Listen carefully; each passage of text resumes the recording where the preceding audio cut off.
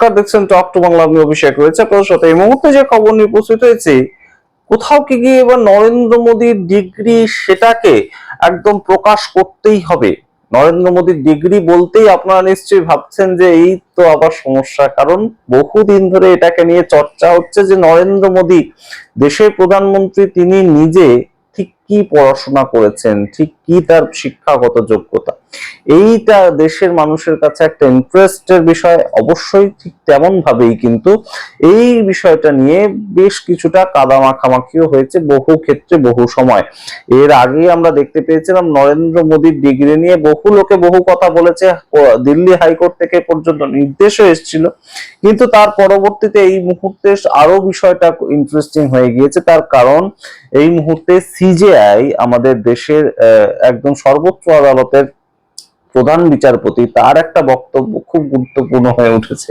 তিনি বলেছেন, আমি জালি ডিগ্রিধারীদের আলোচনা করেছিলাম, যুবকদের ওপর আমার গর্ব রয়েছে। কেন বলছেন সিজেআই এই কথা? তার কারণ জাস্টিস সূর্যকান্ত, প্রধান বিচারপতি, তিনি কয়েকদিন আগে একটি মন্তব্য করেছিলেন। ভারতবর্ষের যুবক, বেকার যুবক, তাদের সম্পর্কে তিনি বলেছিলেন তারা আরশোলার মতন আচরণ করে, ককরোচের মতন আচরণ করে, এবং তার ভিত্তিতে তিনি বলেছিলেন যে চাকরি নেই, তাই জন্য তারা কেউ সোশ্যাল মিডিয়াতে চলে যাচ্ছে, কেউ একদম অ্যাক্টিভিস্ট হয়ে যাচ্ছে, আরটিআই অ্যাক্টিভিস্ট হয়ে যাচ্ছে, এবং তারা ককরোচের মতন আচরণ করছে। কিন্তু এই বিষয়টা নিয়ে চর্চা হতে শুরু করে যে দেশের প্রধান বিচারপতি যুবকদের উদ্দেশ্যে এই আরশোলা বিষয়টা ব্যবহার করলেন কি করে, এই শব্দটা কিভাবে ব্যবহার করলেন। তো তৎকালীন সময় একদম প্রধান বিচারপতি তার ব্যাখ্যাটা দেন, তার বক্তব্যের ভিত্তিতে ব্যাখ্যা দেন যে আমি এই ধরনের কোনো কথা বলিনি, আমি একদম যারা জালি ডিগ্রিধারী যুবক, যারা জালি ডিগ্রিধারী মানুষ, তাদের কথা বলেছিলাম। আমার যুবকদের নিয়ে কোনো অসুবিধাই নেই, কারণ যুবকরা আমাদের গর্ব, দেশের গর্ব। তো সেই জায়গাটা নিয়ে এই মুহূর্তে এই কথাটা বলার পরেই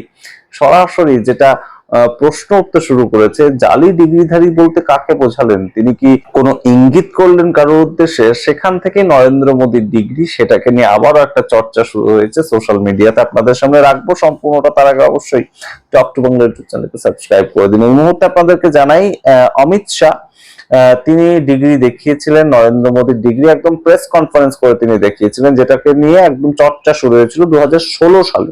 2014 সালে দেশের প্রধানমন্ত্রী হলেন নরেন্দ্র মোদী, এবং নতুন প্রধানমন্ত্রী, তার ডিগ্রি নিয়ে একটা চর্চা হবেই, বেশ খানিকটা মানুষের উৎসাহ থাকবেই তার সামগ্রিক বিষয়টা নিয়ে জানার ক্ষেত্রে। আমরা দেখতে পেয়েছিলাম আমাদের ভারতবর্ষের প্রাক্তন প্রধানমন্ত্রী ডক্টর মনমোহন সিং, তিনি একদম রিজার্ভ ব্যাংক অফ ইন্ডিয়া তার গভর্নর ছিলেন একটা সময়, বিশাল বড় একজন অর্থনীতিবিদ ছিলেন, এবং অবশ্যই সেই ক্ষেত্রে একটা ইন্টারেস্ট ছিল। এবং 2016 সালে আমরা দেখতে পেয়েছিলাম যে একটা আরটিআই হয়, এবং সেই ক্ষেত্রে 2025 সালে কেন্দ্রীয় সূচনা আয়োগ তারা সরাসরি বলেছিল যে নরেন্দ্র মোদীকে ডিগ্রি দেখাতেই হবে। কেন্দ্রীয় সূচনা আয়োগ তারা 2025 সালে এই কথাটা বলেছিল, এবং 2025 সালে এই কথাটা বলার পর দিল্লি হাইকোর্ট তড়িঘড়ি সেটার মধ্যে একটা নির্দেশ দেয়, এবং তারা বলেছিল যে প্রাইম মিনিস্টার মোদীর ডিগ্রি সার্বজনিক করার কোনো দরকার নেই। কোট আনকোট আমরা বলছি, প্রাইম মিনিস্টার মোদীর ডিগ্রি সেটাকে সার্বজনিক করার কোনো দরকার নেই, এতে কোনো জনস্বার্থ নেই। মোদীজির অধিকার আছে যে তিনি নিজের তথ্য দলিল নিজের কাছে ব্যক্তিগত হিসেবে রাখবেন। এটা দিল্লি হাইকোর্ট সঙ্গে সঙ্গে নির্দেশ দেয়, কারণ কেন্দ্রীয় সূচনা আয়োগ তারা বলেছিল যে নরেন্দ্র মোদীকে নিজের ডিগ্রি দেখাতেই হবে, তার সম্বন্ধে কি বক্তব্য সেটা বের করে আনতেই হবে। 2016 সালে সুপ্রিম কোর্ট একটা কেস যায়, 2016 সালে সুপ্রিম কোর্টের কেসে আমরা দেখতে পাই সুপ্রিম কোর্ট বলে যে যদি কোনো প্রার্থী তার এডুকেশনাল কোয়ালিফিকেশন সেটাকে লুকিয়ে ভোটে লড়াই করে, তাহলে সেই ক্ষেত্রে তার এমএলএ বা এমপি পদ কিন্তু সরাসরি চলে যেতে পারে। তার কারণটা কি? সুপ্রিম কোর্ট বলে যে যারা তাকে ভোট দিচ্ছে, তাহলে সেই ক্ষেত্রে তাদের জানার অধিকার আছে তাদের প্রার্থী কতদূর পর্যন্ত পড়াশোনা করেছে, এটা তাদের জানার অধিকার আছে ভোটারদের, এবং তারা এটাই মেনে নিয়ে ভোট দেবে যে আমাদের যাকে ভোট দিচ্ছি তারা কোনোদিন পড়াশোনা করেনি। এটাও তো কোনো মানুষের গণতান্ত্রিক অধিকার যে আমি কোনোদিন স্কুলে যাইনি কিন্তু আমি ভোটে দাঁড়াতে পারি, এটা আমাদের সংবিধান আমাদেরকে সেই অধিকার দিচ্ছে। কিন্তু মানুষ যেন সেটা জেনেই তাকে ভোট দেয় যে আমি যাকে ভোট দিচ্ছি তিনি নিরক্ষর, সেটা জেনে যেন তাকে ভোট দেয়। এই বিষয়টা কিন্তু সুপ্রিম কোর্ট বলেছিল 2016 সালে একটা কেসে, এবং সেটার ভিত্তিতে মণিপুরের এক এমএলএ, তিনি এমএলএ হয়ে গিয়েছিলেন, বিধায়ক হয়ে গিয়েছিলেন, তারপর তার বিধায়ক পদ সুপ্রিম কোর্ট কেড়ে নিয়েছিল 2016 সালে। তো এই ঘটনার পরেও আমরা দেখতে পেয়েছিলাম দিল্লি হাইকোর্ট, কেন্দ্রীয় সূচনা আয়োগ তাদের নির্দেশের পরে বলেছিল যে নরেন্দ্র মোদী তাকে তার ডিগ্রি দেখাতে হবে না, কারণ এটা তার ব্যক্তিগত রাখার একটা অধিকার রয়েছে। এবং এই বিষয়টা সম্বন্ধে তখন বিভিন্ন অ্যাক্টিভিস্ট তারা বলেছিলেন যে কেন নরেন্দ্র মোদীকে ভোটে লড়াই করেন না, নরেন্দ্র মোদী এমনি এমনি প্রাইম মিনিস্টার হয়ে গিয়েছেন। যদি এই মণিপুরের বিধায়ক 2016 সালে যার ডিগ্রি নিয়ে একদম রীতিমতন জালিয়াতি করার জন্য তার পথ চলে যেতে পারে, তাহলে সেই ক্ষেত্রে নরেন্দ্র মোদী তার ডিগ্রি সেটাকে নিয়ে যদি প্রশ্ন ওঠে, তাহলে সেটাও তো সম্পূর্ণ সামনে রাখা উচিত তার।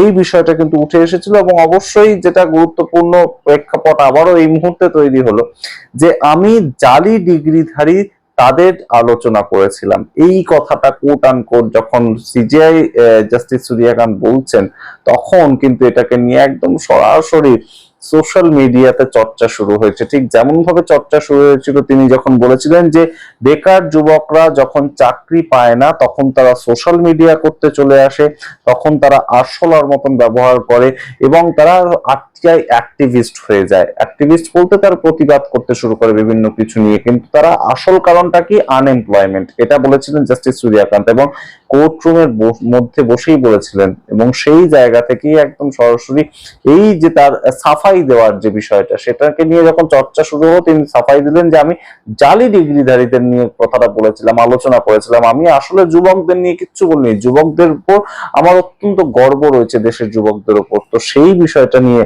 এই মুহূর্তে একদম সরাসরি আরেকটা চর্চা শুরু হয়েছে যে জালি ডিগ্রিধারী বলতে কাকে ঠিক ইঙ্গিত করলেন তিনি, কাউকে গিয়ে এই ইঙ্গিত দেশের প্রধানমন্ত্রীর উদ্দেশ্যে, এই কথা কিন্তু অবশ্যই রীতিমতন তৈরি হয়েছে।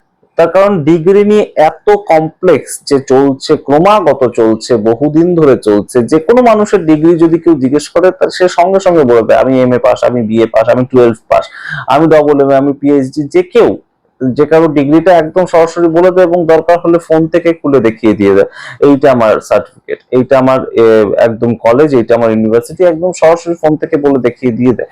তো সেইটা নিয়ে একদম পরবর্তীতে আর কোনো অসুবিধাই থাকে না। কিন্তু অমিত শাহ তো সেটা করেছিলেন, নরেন্দ্র মোদীর ডিগ্রি নিয়ে তিনি একদম দু হাতে দুটো সার্টিফিকেট দেখিয়েছিলেন, দিল্লি ইউনিভার্সিটির সার্টিফিকেট। তো সেই ক্ষেত্রে সেটাকে নিয়ে কেন এখনো পর্যন্ত চর্চা হচ্ছে, এইগুলো তো অবশ্যই সরাসরি একটা প্রশ্ন ওঠে। এবং এই ধরনের প্রেক্ষাপট যখনই তৈরি হয়, যখনই জালি ডিগ্রিধারীর কথা উঠে আসে এই ধরনের বিভিন্ন প্রেক্ষিতে, তখন এই ধরনের প্রশ্ন, এই ধরনের বিভিন্ন চর্চা আবার সোশ্যাল মিডিয়াতে শুরু হয়। তো সেটা আপনাদের সামনে রাখলাম, আপনারা আপনাদের মতামত অবশ্যই কমেন্ট বক্সে কমেন্ট করুন। বিভিন্ন সময় আমরা দেখতে পেয়েছি 2014 সাল থেকে নরেন্দ্র মোদীর যে শিক্ষাগত যোগ্যতা সেটা প্রশ্নচিহ্নের মুখোমুখি উঠেছে, কিন্তু শেষ পর্যন্ত সেটার কোন নিরসন হয়নি। কিন্তু সেটার কোনো নিরসন কেন করতে পারলো না ভারতীয় জনতা পার্টি, এই প্রশ্ন তো উঠবেই। আপনারা কি মনে করেন অবশ্যই কমেন্ট বক্সে কমেন্ট করুন। দেখতে থাকুন টক টু বাংলা, অবশ্যই টক টু বাংলা ইউটিউব চ্যানেলকে সাবস্ক্রাইব করতে ভুলবেন না।